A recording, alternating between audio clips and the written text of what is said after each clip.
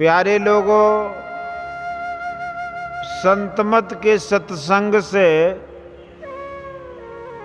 बारंबार कहा जाता है कि ईश्वर के लिए प्रत्येक को ऐसा ज्ञान रखना चाहिए कि वह आत्मगम्य है, इंद्रिय गम्य नहीं। तत्व रूप में परमात्मा वह है जो चेतन आत्मा से पकड़ा जा सके, ग्रहण किया जा सके। इसको निश्चय करके जानना चाहिए। पंच विषयों में से पूछा जाए कि रूप विषय क्या है, तो कह दिया जाए कि जो आंख से ग्रहण हो। उसी तरह परमात्मा क्या है, जो चेतन आत्मा से ग्रहण हो। परमात्म प्राप्ति के लिए ध्यान साधन में इसकी जरूरत नहीं है कि पहले मन से जान ले तब ध्यान करें। मन से वह ग्रहण नहीं हो सकता। उसको मन से कैसे जान सकते हैं? चलो और वहां चलो जहां जाकर शरीर इंद्रियां छूट जाएं और तुम अकेले रह जाओ। इसलिए यह कहा गया है कि लंबा मार्ग है।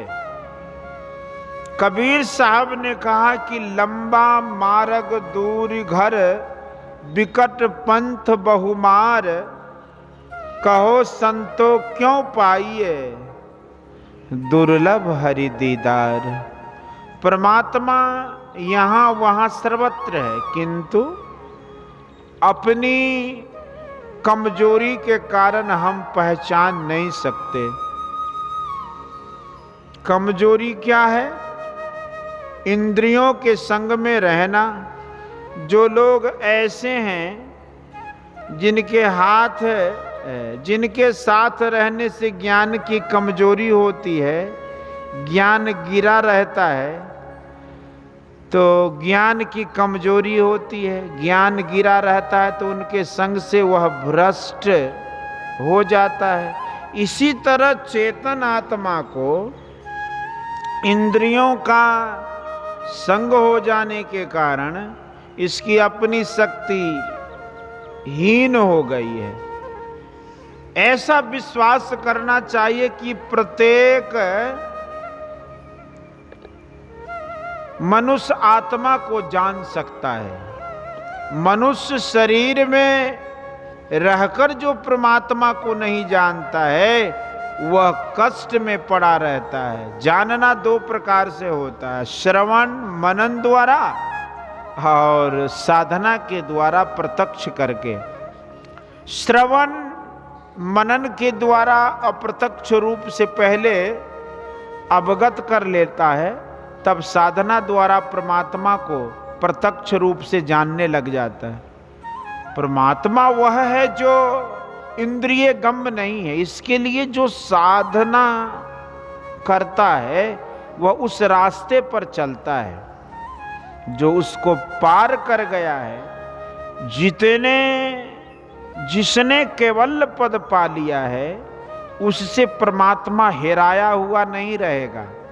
इसके लिए परमात्मवत शुद्ध होना चाहिए।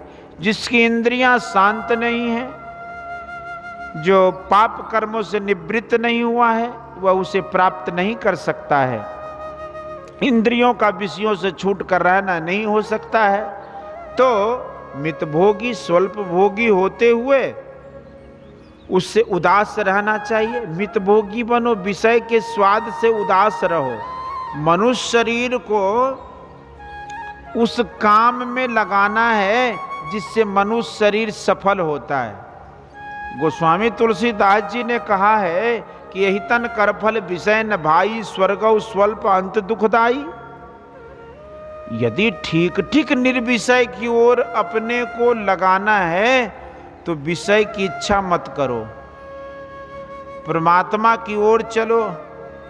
पाप से निवृत्त होने के लिए पंच पापों को मत करो, झूठ चोरी नशा हिंसा और व्यभिचार मत करो। हिंसा के सिलसिले में मत्स्य मांस अंडा मत खाओ। शरीर से मन से हिंसा छोड़ दो।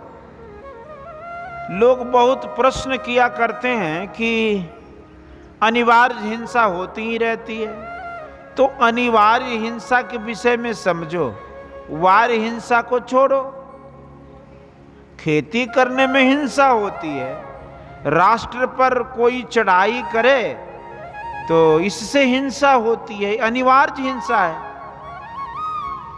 घर में चोर डाकू आए तो उससे लड़ना होगा, अपने को बचाना होगा, यह अनिवार्य हिंसा है।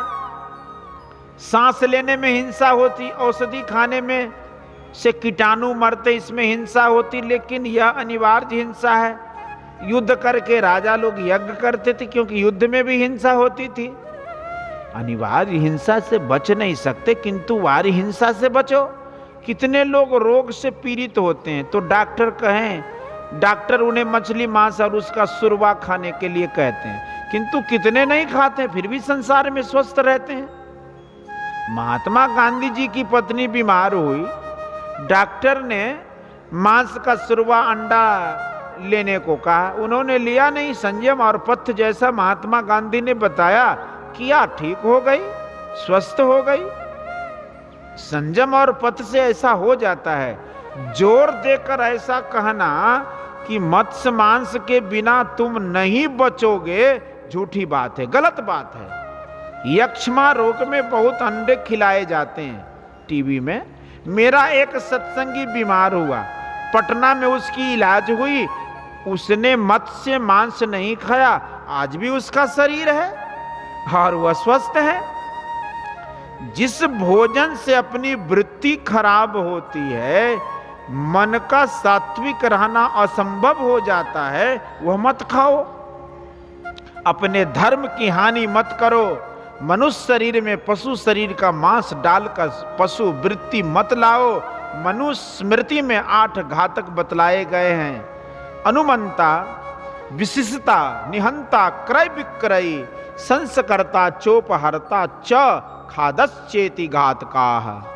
1 पशु वध करने की आज्ञा प्रदान करने वाला, 2 शस्त्र से मांस काटने वाला, 3 मारने वाला, 4 बेचने वाला, 5 मोल लेने वाला, 6 मांस को पकाने वाला, 7 परोसने के लिए लाने वाला और 8 खाने वाला। ये 8 घातक हैं, हिंसा करने वाले ही कहलाते हैं। इसलिए संतों ने पहले से ही इसको मना किया है। कबीर साहब मुसलमान घर में पाले पोसे गए थे। नूर अली और उसकी पत्नी नीमा को संतान नहीं थी, उन्होंने उन लोगों को बच्चे की ख्वाहिश थी, एकदम तुरंत का जन्मा हुआ बच्चा मिल गया। नूर अली ने उसको पाला, जहां मांस मछली का खाना ही प्रधान था, किंतु कबीर साहब मांस मछली नहीं खाते थे और लोगों के लिए उन्होंने कहा कि मांस मछलियाँ खात है सुरा पान से हेत, सोनर जर से जाएंगे जो मूरी की खेत। तिल भर मछली खाई के कोटि गौ दे दान, काशी करवट ले मरे तो हूँ नरक निदान। यह कुकर को खान है मानुष देह क्यों खाए, मुख में आमिख मेलता नरक पड़े सो जाए। उन्होंने इतना मना किया है, तो स्वामी रामानंद और स्वामी रामानुज क्यों नहीं मना करते? महात्मा बुद्ध और भगवान महावीर की पुकार है, अहिंसा परमो धर्म। 5 पापों से बचते हुए संतों की साधना के अनुकूल भजन करो और इतना भजन करो, इतना भजन करो कि उस प्रभु को प्राप्त कर लो, कल्याण होगा। बोलिए श्री सद्गुरु महाराज की। यह प्रवचन मुंगेर जिला के जमालपुर में राय बहादुर बाबू दुर्गादास तुलसी के निवास स्थान पर दिनांक 27/2/1955 ईस्वी के सत्संग में हुआ था। बोलिए श्री सद्गुरु महाराज की जय।